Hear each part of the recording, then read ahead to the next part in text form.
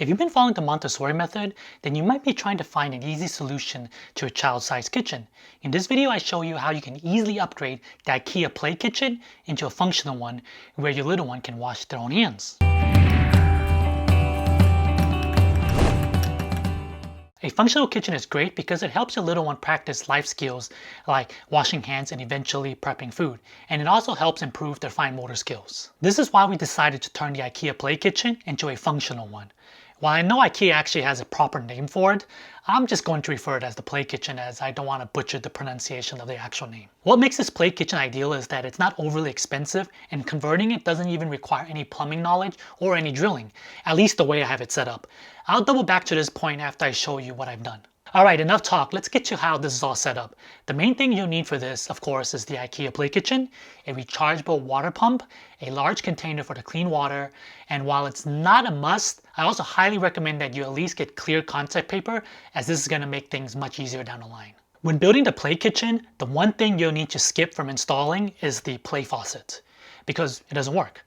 The top section is also optional depending on where you're placing the kitchen. For us, we skipped installing it because we're going to put it underneath this section of our kitchen counter so that'd be a bit closer to our son's activity table, and in reality, we really also didn't have anywhere else to put it. The 4 plastic leg stands are also optional depending on the height of your child. For us, we don't have it installed yet because our son isn't that tall, so we're putting it on the side for now. For when he does get taller, then we can install it. I'd also like to note that these stands actually have 2 different height adjustments depending on which side you insert. By not installing the play faucet, this conveniently leaves you with 2 openings for the hose to go from the pump to the water source. There are actually a couple of different types of rechargeable water pumps that you can pick from. Initially, we actually bought this rechargeable water pump that has a red button in the front that easily turns the water pump on and off.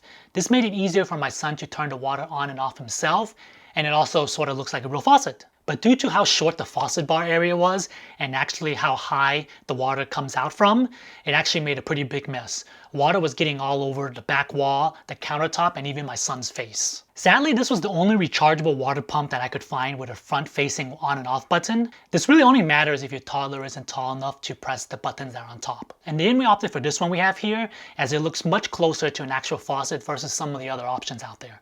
At 14 months old, my son is too short to press the button that's on top, but we'll live with that for now, as it's a much better alternative than cleaning that mess. Also, you want something that's rechargeable, as it's easier with no wires hanging around.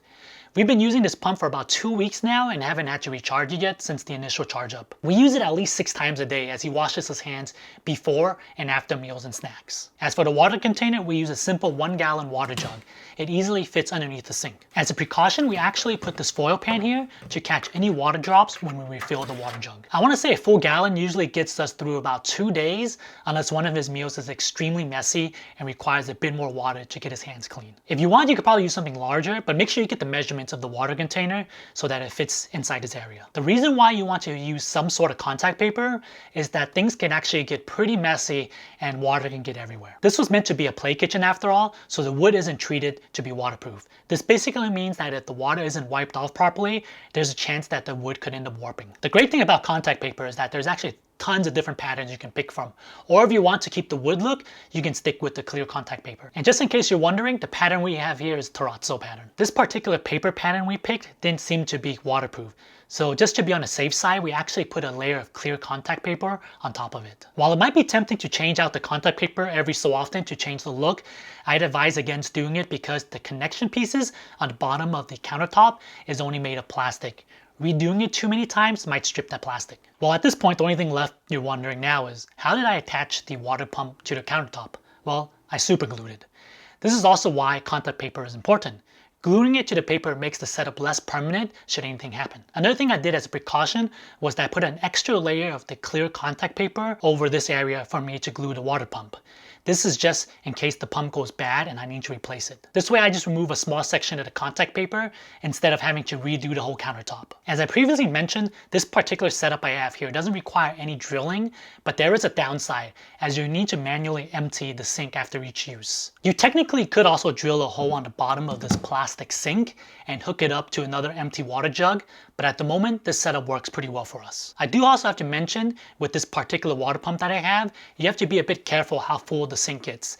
This is because the faucet actually sits fairly low, and you actually tilt the sink to empty it. Let me know down below in the comment section if you're planning to make your own child-sized kitchen.